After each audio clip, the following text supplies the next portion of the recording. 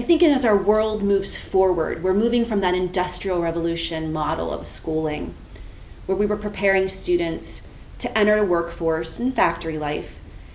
Now we have a very large global society and world that is moving so fast with information.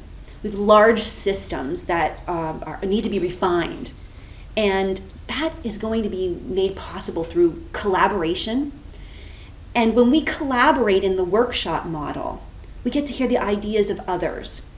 It's almost like bringing that system down into the classroom so students can start to experience the subtle nuances of what it really takes to learn and collaborate together.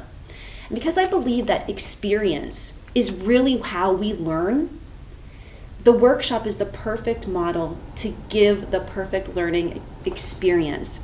We're not standing in front of students droning on for long periods of time in the workshop model.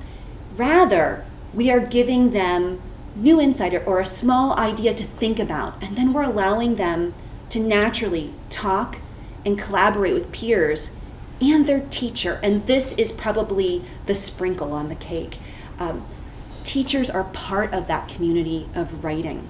And as much as they are experiencing collaboration with their peers in the classroom, they are also collaborating with that teacher. They are experiencing the teacher as a writer.